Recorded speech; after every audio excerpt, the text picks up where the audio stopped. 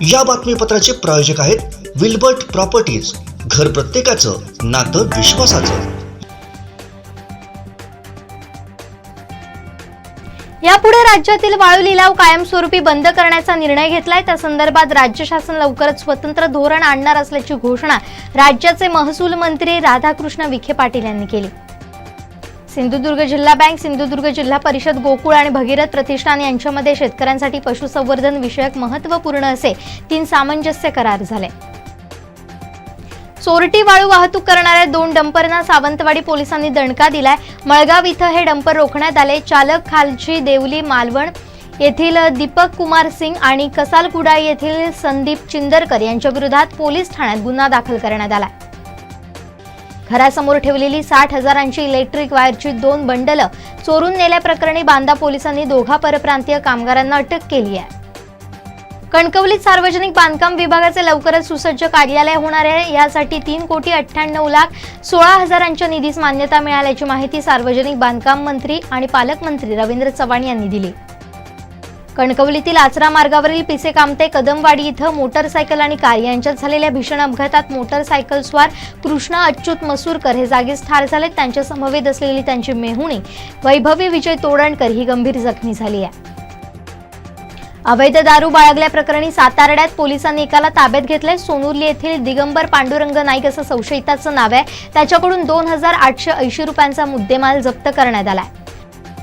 मुख्यमंत्री एकनाथ शिंदे यांचा वाढदिवस शिक्षण मंत्री दीपक केसरकर यांच्या संकल्पनेतून वेंगुर्ला बाळासाहेबांची शिवसेनेच्या वतीनं एक विद्यार्थी एक झाड उपक्रमातून विद्यार्थ्यांना वृक्ष वाटप करून साजरा करण्यात आला। काँग्रेसचे दिवंगत नेते राजीव सातव यांच्या पत्नी आणि आमदार प्रज्ञा सातव यांच्यावर अज्ञातांकडून हल्ला झाल्याची घटना घडली आहे।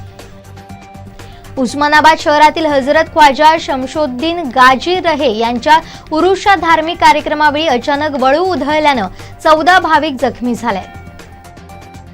शिंदे फडणवीस सरकारमध्ये गुन्हेगारी वाढली असून लोकप्रतिनिधींवर हल्ले होणे गंभीर आहे। गृहमंत्री देवेंद्र फडणवीस यांचा पोलीस दलावर वचक नसल्याचं दिसतंय, अशी टीका नाना पटोलेंनी केली आहे। हे निव्वळ माझ्या बदनामीचं षडयंत्र आहे। माझ्या विरोधातील एक आरोप खरा ठरला तर मी आमदारकीचा राजीनामा देईन, असं ट्विट करून हसन मुश्रीफ यांनी 2 मिनिटं 20 सेकंदाचा एक व्हिडिओ शेअर केला। आता दुसऱ्या टप्प्यातल्या विस्तारात महिलांना स्थान मिळणार असल्याचं मंत्री गिरीश महाजन यांनी म्हटलंय। लवकरच दुसऱ्या टप्प्यातला मंत्रिमंडळ विस्तार होईल, पक्षश्रेष्ठी लवकरच घोषणा करतील, असं वक्तव्य त्यांनी केलंय। पुणे शहरातील हुतात्मा राजगुरू विद्यालयाच्या 61 विद्यार्थ्यांना शालेय पोषण आहारातून विषबाधा झाली आहे। दुपारच्या सुट्टीत घडलेल्या प्रकारानं शहरात खळबळ उडाली आहे। शहाजी बापू पाटील यांच्या ताफ्यातील गाडीचा अपघात झालाय। या अपघातामध्ये एकाचा मृत्यू झाल्याची माहिती येते।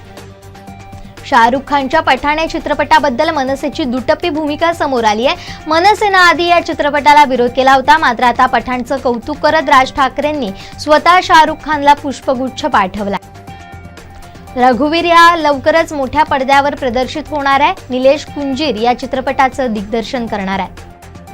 Petroleum pipeline, IT fibre line, PVC pipe, electrical cable तसेच इतर महत्त्वाच्या पाईपलाईन टाकण्यासाठी महामार्गावर डक्ट प्लॅन बनवण्यासंबंधी केंद्र सरकार विचार करत असल्याची माहिती केंद्रीय परिवहन मंत्री नितीन गडकरी यांनी लोकसभेत दिली आहे। उद्योजक गौतम अदानी यांच्या संदर्भात मंगळवारी मी जे लोकसभेत प्रश्न विचारले त्यांचं उत्तर पंतप्रधान का देत नाहीत, असा सवाल काँग्रेस नेते राहुल गांधींनी विचारलाय। आता UPIच्या माध्यमातून ATM मधून नाणी काढू शकणार आहोत। रिझर्व्ह बँक ऑफ इंडियाच्या झालेल्या बैठकीत कॉइन वेडिंग मशीनची घोषणा गव्हर्नर शक्तिकांत दास यांनी केली आहे।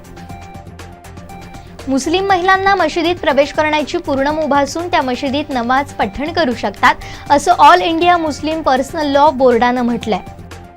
फोर्ब्सच्या जगातील श्रीमंतांच्या यादीत पहिल्या 20 मध्ये उद्योगपती गौतम अदानी यांना पुन्हा एकदा स्थान मिळालंय। केरळच्या ट्रान्सजेंडर जोडप्याला कोझिकोड येथील शासकीय रुग्णालयात बाळ झालंय। देशातील अशी ही पहिलीच घटना आहे। सिझेरियनद्वारे बाळाचा जन्म झालाय, असं झिया पावल या वृत्तसंस्थेनं सांगितलंय। ट्विटर ब्लू सबस्क्रिप्शन सेवा भारतात लॉन्च झाली असून अँड्रॉइड आणि iOS दोन्हींवर 900 रुपये प्रति महिना भरून तुमच्या खात्यावर तुम्हाला ब्लू टिक मिळवता येणार आहे। दक्षिण तुर्कीतील भूकंपग्रस्त भागातून आतापर्यंत 28,000हून अधिक लोकांचे प्राण वाचवण्यात यंत्रणेला यश आलंय. उपचारासाठी त्यांना सुरक्षित स्थळी हलवण्यात आलंय. या बातमीपत्राचे प्रायोजक होते विल्बर्ट प्रॉपर्टीज. घर प्रत्येकाचं, नातं विश्वासाचं.